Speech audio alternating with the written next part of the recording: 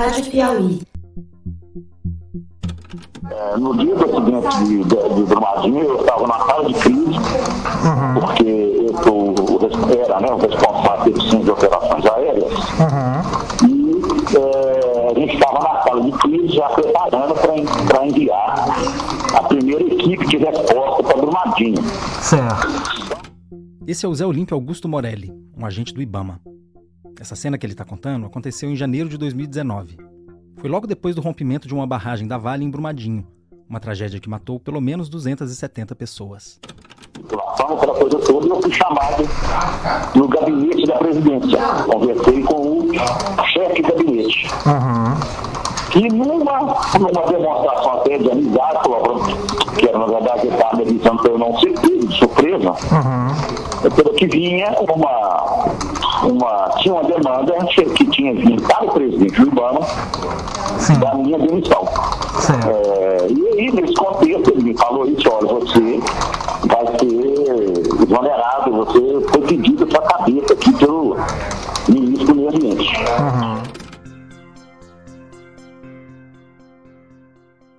Você talvez conheça a história do Morelli.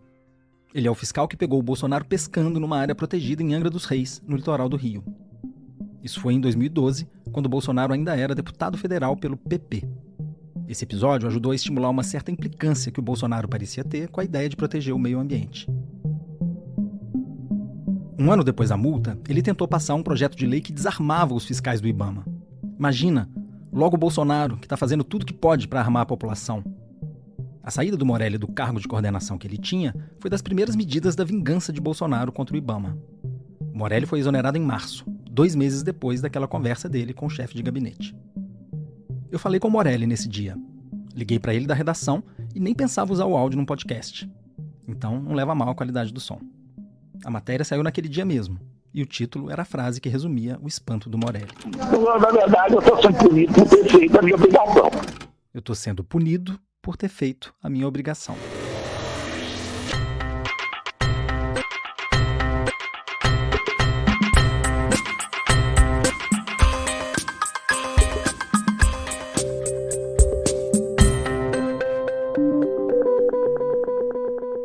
Oi, eu sou o Bernardo Esteves e está começando uma nova temporada do podcast de Ciência e Meio Ambiente da revista Piauí.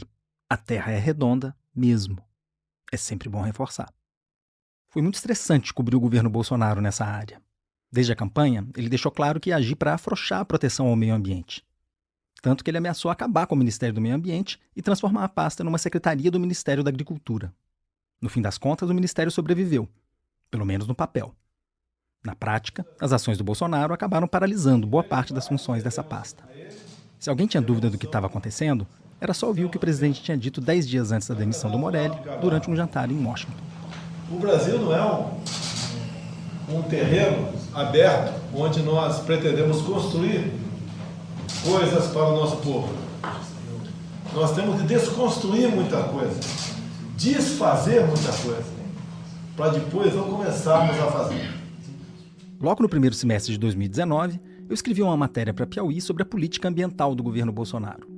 Eu conversei com dezenas de funcionários do Ministério do Meio Ambiente, do IBAMA e de outros órgãos do governo que denunciavam o desmonte da gestão ambiental. Mas tirando o Morelli, quase ninguém quis aparecer na matéria. Estava todo mundo com medo de sofrer alguma retaliação. Eu vi de uma servidora uma frase que me marcou muito. Ela disse que o Ricardo Salles tinha deixado o Ministério do Meio Ambiente de pé, mas que estava comendo tudo por dentro. Parece cupim, ela disse. Essa imagem foi aparecer de novo 3 anos depois, na boca da ministra Carmen Lúcia, do Supremo Tribunal Federal. Ela usou a mesma metáfora num julgamento de retrocessos ambientais promovidos pelo governo Bolsonaro. Como eu disse ontem, aproveitando uma figura que me parece fácil de entender, a cupinização institucional para chegar a, por exemplo, a quebra das estruturas postas para garantir os direitos humanos, aí incluídos os direitos ao meio ambiente ecologicamente equilibrado. A ministra da mais alta corte do país estava denunciando a destruição institucional da política ambiental brasileira. Uma destruição feita por dentro, como uma infestação de cupins. O Bolsonaro escolheu para o ministério um nome ideal para fazer esse trabalho. Ricardo Salles, um advogado a favor das armas, olavista e ruralista, que já tinha sido secretário do Meio Ambiente em São Paulo. Salles foi uma invenção política do Geraldo Alckmin, ex-governador paulista que hoje é candidato a vice-presidente na chapa do Lula. O Salles foi secretário particular do Alckmin antes de assumir a pasta do Meio Ambiente. Em Brasília, Salles agiu como já tinha feito em São Paulo antes. Ele parecia mais alinhado com os interesses da iniciativa privada do que com os interesses públicos.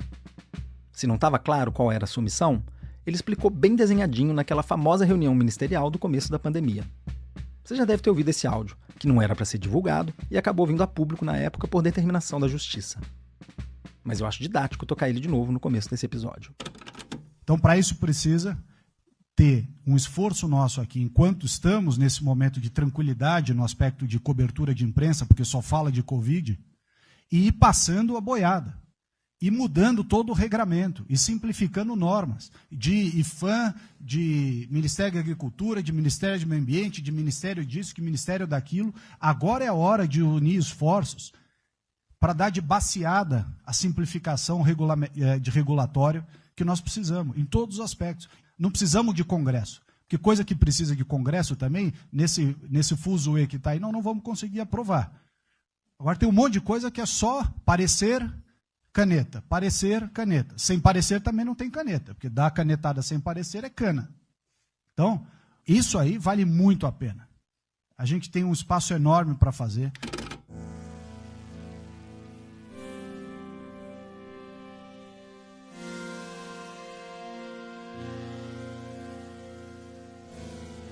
Durante o governo Bolsonaro, eu conversei muito com a Nathalie Unterstel.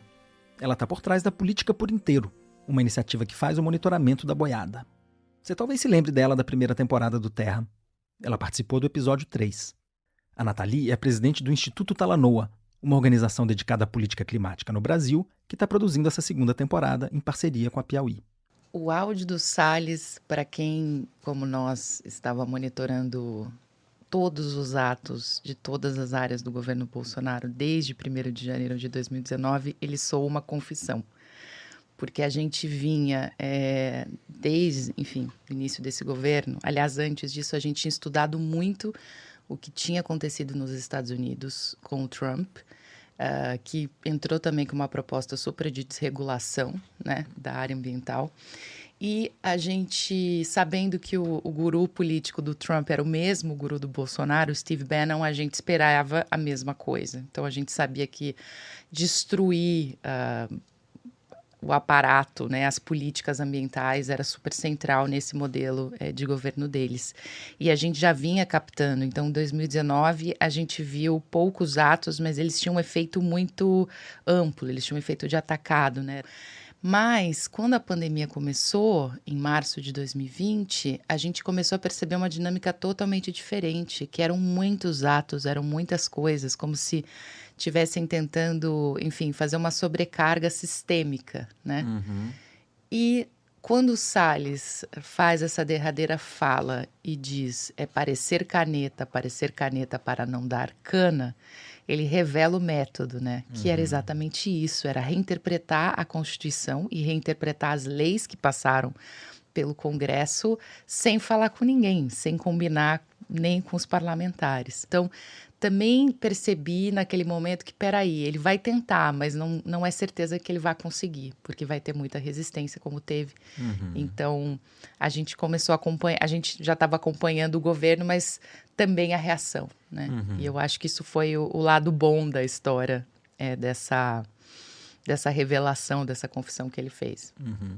E me conta um pouco, Nathalie, sobre esse monitoramento que vocês estavam fazendo no Política por Inteiro. Isso foi desde o primeiro dia do mandato, então, em 2019?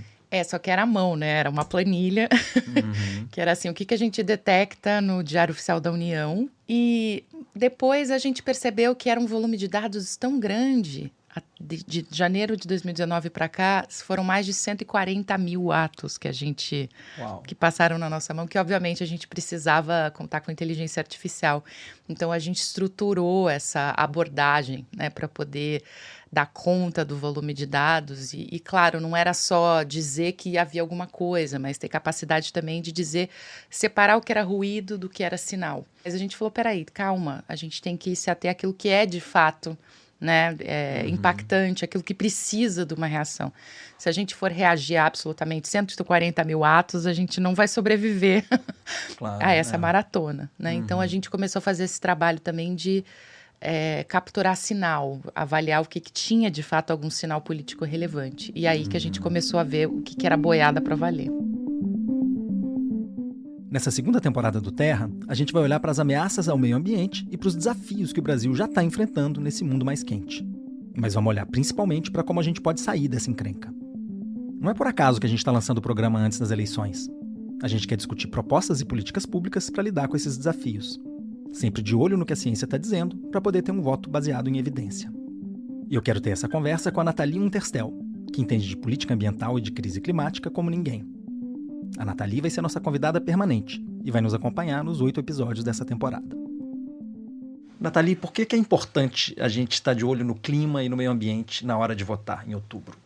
Olha, Bernardo, o Bolsonaro, ele virou de vez o clima ao encher o governo de cupins para acabar com a proteção daquilo que são os bens públicos, né? E que são, portanto, coisas de todos nós, natureza, clima, etc. Então, quando ele empoderou criminosos ambientais com discursos, e a gente tem evidências, né? Porque onde Bolsonaro passou, na Amazônia, por exemplo, teve um aumento dos crimes ambientais. Olha que loucura.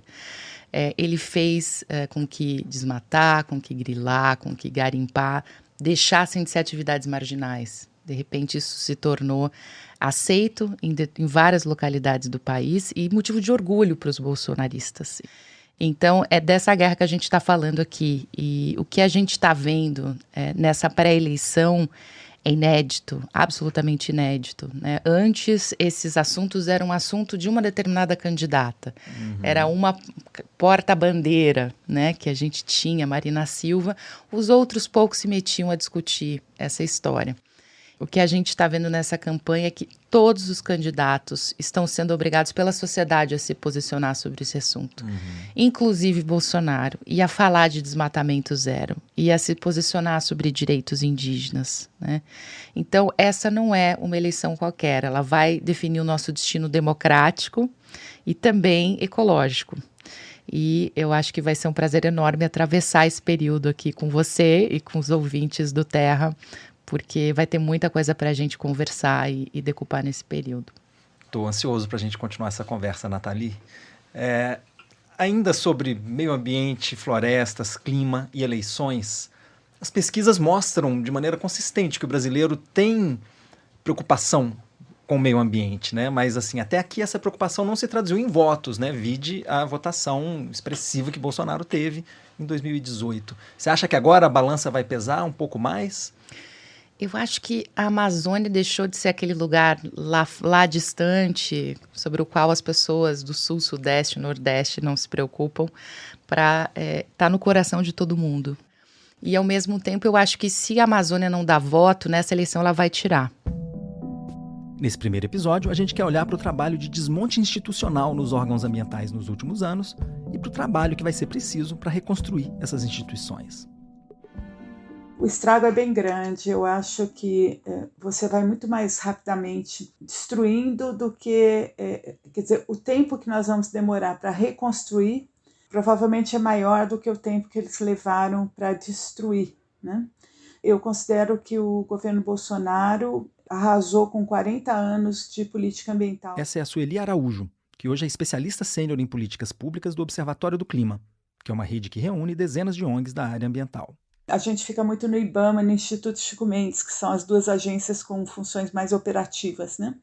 Mas o Ministério do Meio Ambiente e Administração Direta, ele não faz nada desde o início do governo Bolsonaro. Os servidores que ficaram, porque muitos pediram licença sem vencimentos, não aguentaram trabalhar para o governo Bolsonaro, os servidores que ficaram não recebem trabalho desde o início do governo, não chega a trabalho, essa é a questão. O ministério foi estruturado pelo ex-ministro Salles como o gabinete do ministro e assessores diretos junto ao ministro que tomam todas as decisões.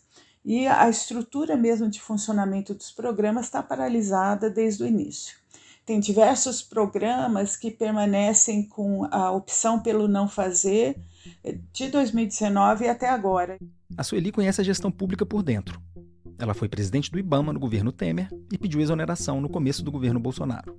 Quando ela falou em administração direta, agora há pouco, ela estava querendo dizer que o Ministério do Meio Ambiente é diretamente ligado ao governo federal.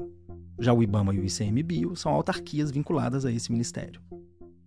É muito impressionante isso, pouca gente mostra que o Ministério está parado. O que significa isso? Falta de diretrizes para controle do desmatamento, falta de diretrizes para gestão das áreas protegidas. Em relação ao IBAMA, Instituto Chico Mendes, uma coisa que eu acho muito séria, é a deslegitimação que o presidente da República faz desde sempre, na verdade desde a campanha eleitoral de 2018, das duas autarquias. E eles estão o tempo todo na linha de tirar a legitimidade que esses órgãos têm perante a população. Essa narrativa ela é muito negativa porque ela passa um sinal para campo, para os infratores, de que está tudo liberado, porque o governo não está com os órgãos que fiscalizam.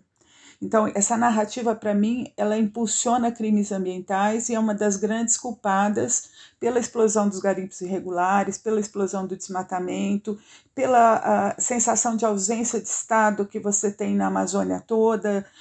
Muitas vezes a impressão que eu tenho é que tudo que eu trabalhei a vida inteira está no chão. Acho que eu e todo mundo que trabalha nessa área, né? Então, reconstruir isso não vai ser simples, mas acho que temos a obrigação de entender que é possível e ajudarmos a botar isso de pé de novo. Para caracterizar o tamanho do estrago, eu também fui atrás da ambientalista Adriana Ramos, outra fonte com quem eu estou sempre em contato. A Adriana trabalha no Instituto Socioambiental e está perto de completar 30 anos de ativismo. Se tem um assunto no qual nós não podemos dizer que fomos surpreendidos em relação à postura do governo, foram essas questões socioambientais. O Bolsonaro já foi um deputado anti-indígena e anti-ambiental. Ele foi autor do primeiro projeto de decreto legislativo que sustava a demarcação de uma terra indígena, que era a terra Yanomami, e desde sempre ele bebeu na fonte das teorias conspiratórias que colocam o ambientalismo como uma atividade ou a defesa de interesses externos contra o interesse nacional. E o que talvez surpreenda foi a capacidade do governo de fato, desmontar aquilo que já existia, tanto do ponto de vista de estruturas institucionais, quanto do ponto de vista de marcos regulatórios. E aí o governo não atuou sozinho, né? O Congresso Nacional, de uma forma ou de outra, em alguns casos, contribuiu para esse desmonte. Eu acho que a redução dos espaços de participação social foi um dos principais, talvez um dos primeiros passos para garantir a eficiência da política antiambiental. Um exemplo disso é o Fundo Amazônia, que conta com dinheiro da Noruega e da Alemanha, principalmente. São perto de 3 bilhões de reais. Esse dinheiro é usado para financiar projetos de proteção à Amazônia e até para alugar helicópteros que o IBAMA usa na fiscalização ambiental. Só que o governo acabou com o comitê de gestão do fundo, do qual a Adriana já fez parte. Com isso, o fundo ficou parado. O Ricardo Salles disse que tinha irregularidades nos projetos tocados por ONGs, mas nunca apresentou nenhuma prova disso. Eu acho que a paralisação do fundo ela é muito simbólica como uma das primeiras ações do governo, porque ela ataca dois objetivos do governo federal. Ela paralisa as ações de combate aos desmatamentos e de promoção de uma agenda de desenvolvimento sustentável na região e, ao mesmo tempo, ela tenta com isso inviabilizar a ação da sociedade civil. Então, ela é utilizada no discurso governamental e dos apoiadores do presidente como o grande exemplo do acabou a mamata, que eles chamam, né? Então, é como se fosse, assim, uma pedra de toque, assim, um fundo que é muito simbólico daquilo que o novo governo queria combater, né? A paralisia do Fundo Amazônia pode ter impedido a entrada de até 20 bilhões de dólares para os projetos de conservação. Quem diz isso é a Controladoria Geral da União, que diz também que, como esses recursos estão congelados, Noruega e Alemanha poderiam pedir a devolução dos mais de 3 bilhões de reais. No fim de julho, faltando 5 meses para acabar o mandato do Bolsonaro, o governo anunciou a criação de um grupo de trabalho para reestruturar o Fundo Amazônia. Os resultados só vão ficar prontos na véspera das eleições. Ou seja, está com a maior pinta de que o fundo só vai ser retomado para valer no ano que vem. Na minha conversa com a Nathalie, eu pedi para ela tentar fazer um resumo da boiada que passou nesses 4 anos. Chamam sempre a nossa atenção dois tipos de bois, dois tipos de método, né, de trabalho. Um deles é o que a gente classifica como flexibilização, ou seja, quando você afrouxa uma regra sem uma justificativa técnica, em geral para beneficiar um agente econômico específico, uma classe, um grupo, enfim. Então, é aquela coisa que os lobistas adoram, né? Eles vão lá e dá uma mexidinha aqui. E eu acho que também é um cupinzinho maroto, porque a desculpa normalmente usada para esse tipo de ato pelo governo é que ele está simplificando, ele está modernizando as normas, né? Só que na verdade não, ele está criando uma instabilidade, porque cria facilidade para uns, né? Mas todos nós pagamos o preço. Então, tem vários atos desse tipo e eu queria citar alguns aqui que eu acho que foram muito danosos. Por exemplo, teve uma sequência de atos 2019 adiante que mexeram no processo de pagamento das multas ambientais. Então começou com uma coisa super positiva, vamos criar um núcleo de conciliação ambiental, que nada mais era do que a possibilidade de quem foi, né, multado, ele poder recorrer e poder passar por uma audiência. Seria uma coisa boa, né? Você poderia acelerar o pagamento das multas e até reeducar os infratores, digamos assim. Só que o efeito foi totalmente o oposto. Isso paralisou totalmente o processo, né, de pagamento das multas. E veja só, a gente já estava vivendo uma paralisia na fiscalização. Já eram poucas as multas, de fato, né, que estavam sendo aplicadas, porque quem ia a campo não era fiscal do IBAMA necessariamente, era o Exército, que não tem esse poder. E ainda quem era pego não tinha que pagar, então o incentivo para você cometer algum crime ambiental era um tanto grande, né? E eu brinco que o governo, com essas medidas de flexibilização, ele abriu as portas da esperança para esses criminosos, porque de repente eles se viram, né, numa situação extremamente facilitada. Mas teve outros atos, né? Um outro muito emblemático que está também aí na raiz da queda de Ricardo Salles como ministro do Meio Ambiente, foi aquele que facilitou a exportação de madeira extraída ilegalmente. Então a gente está falando aqui de tráfico de madeira, né? Vamos chamar pelo nome, né? E, enfim, que de repente você não precisava mais apresentar os mesmos documentos que eram exigidos anteriormente. Olha que bacana, a burocracia diminuiu. Pois é, só que com ela a garantia de que aquilo que estava sendo exportado era de fato legal, né?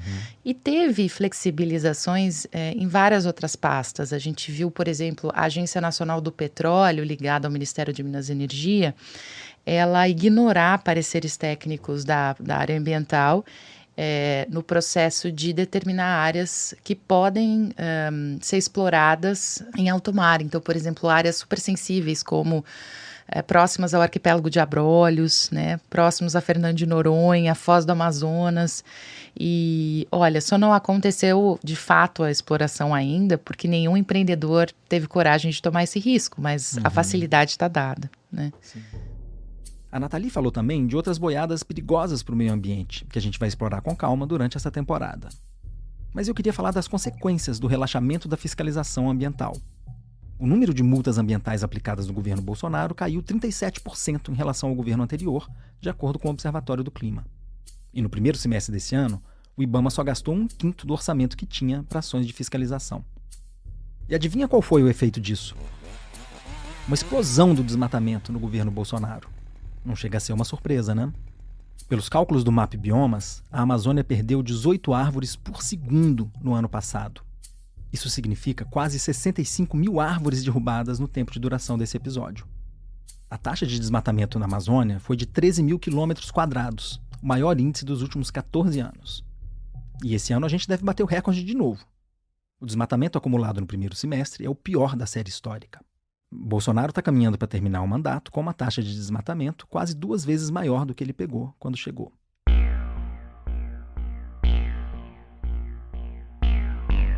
Eu quis dar ao Ministério do Meio Ambiente a oportunidade de se manifestar sobre essas críticas. Escrevi para a assessoria de imprensa, mas eles não mandaram nenhuma resposta. Eu escrevi também para o Ricardo Salles.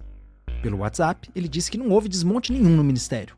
Ele escreveu o seguinte: nós é que recebemos os órgãos com 50% de déficit de pessoal, orçamento reduzido e ausência de concursos. Nós é que fizemos os concursos. O Salles disse também que o desmatamento está subindo desde 2012 e que o recorde foi em 2004, no governo do PT. Mas não é bem assim. O recorde histórico é de 1995, no governo Fernando Henrique Cardoso. Mas é verdade que o desmatamento foi altíssimo em 2004. Foi o segundo maior da história. O que o Salles não disse é que logo depois disso aconteceu a maior redução histórica do desmatamento na Amazônia. Entre 2004 e 2012, houve uma redução de mais de 80% na taxa anual. Esse período pega os 2 mandatos de Lula e o primeiro mandato de Dilma Rousseff. Portanto, foi um período muito tenso, porque os números eram muito altos e acabaram, na realidade, sendo acima da expectativa, inclusive, porque em 2004 nós chegamos a 27 mil quilômetros quadrados, que foi o segundo recorde histórico, porém, foi também útil para abrir uma janela de oportunidade em termos de política pública para mobilizar o centro de governo. Esse é o João Paulo Capobianco. Ele trabalhou na equipe que a Marina Silva montou para trabalhar com ela no Ministério do Meio Ambiente, quando Lula tomou posse como presidente em 2003. Uma ação consistente para reverter isso, né? Daí surge todo o esforço para implementar, criar, conceber, né, e implementar o PPCDAM. Perfeito. O PPCDAM, que é a sigla, né, de Plano de Prevenção e Controle ao Desmatamento na Amazônia, né, João Paulo? E quais você definiria como os principais eixos desse plano, né? Olha, antes da própria questão dos eixos, que são importantes, o plano ele teve um fator absolutamente central para que ele tivesse sucesso, que foi a articulação de um conjunto muito grande de ministérios e todos os órgãos vinculados, né? Uhum. Mas a sabedoria do processo foi de colocar a coordenação na Casa Civil. Então, a Casa Civil fazia a coordenação política e o Ministério do Meio Ambiente fazia a chamada Secretaria Executiva Técnica, propondo as ações, articulando as propostas, desenvolvendo elas junto aos demais ministérios. O primeiro eixo do plano que o Capobianco ajudou a fazer era o chamado Comando e Controle. Isso significa a presença maciça do Estado contra o desmatamento, com grandes operações e agentes de várias instituições. O Estado ganhou também aliados no espaço, com as imagens de satélite que passaram a denunciar o desmatamento em tempo real e orientar as ações dos fiscais em campo. Essa ação foi absolutamente crucial, né? Foi extremamente importante, porque ela sinalizou de uma forma muito intensa e com muita rapidez, né, uma disposição do governo federal em não compactuar com ilícitos na Amazônia. Quando nós juntamos IBAMA com a Polícia Rodoviária Federal, com a Polícia Federal e com as Forças Armadas, criou um outro ambiente, né? Foi possível, por exemplo, fazer as grandes operações de fiscalização, onde toda a infraestrutura das equipes era oferecida pelas Forças Armadas, né? Era muito diferente você chegar numa área conflituosa e chegar a meia dúzia de fiscais do IBAMA, ou chegar a um grupo com 100 pessoas, incluindo vários representantes das Forças Armadas. O segundo choque, talvez de efeito mais importante do que esse, foram as ações de investigação da Polícia Federal. Uhum. Ou seja, a Polícia Federal entrou em campo não apenas com o papel de coerção das ações legais, mas principalmente com as ações de investigação. Capobianco disse também que outro fator importante para o sucesso do plano foi a determinação para que os fiscais embargassem as terras com desmatamento ilegal. Embargar, no caso, significa proibir a venda da carne ou dos grãos produzidos naquelas terras. Toda a autuação ela era acompanhada de um embargo das áreas que foram autuadas. E esses embargos eram inseridos num banco de dados do IBAMA, que era um banco de dados aberto. Então, era possível você identificar onde havia regiões, áreas, propriedades embargadas, e com isso foi se criando um ambiente que eu chamo de corresponsabilização cada vez maior entre as empresas, sejam frigoríficos, a indústria de processamento de óleo, de indústria, supermercados, inclusive, que vendem produtos in natura. Esses atores que punham no mercado os produtos ou que tinham origem em áreas ilegalmente ocupadas, não tinham mais desculpa, digamos assim, para dizer que não sabiam, porque bastava consultar a sua grade de fornecedores e verificar se aquelas áreas estavam ou não embargadas e, portanto, proibidas de comercializarem seus produtos. Outro elemento importante do plano era a criação de áreas protegidas e a demarcação de terras indígenas. Então, quando você cria uma unidade de conservação ou quando você reconhece aquela área como território indígena, o grileiro perde interesse na área, porque ele sabe que ele não poderá legalizar aquela área, porque o objetivo dele não é utilizar a área, o objetivo dele é se apropriar da área para depois colocar no mercado imobiliário, especulando sobre a terra que não era dele, mas que ele fez de tudo para que virasse dele e ele ganhasse com isso.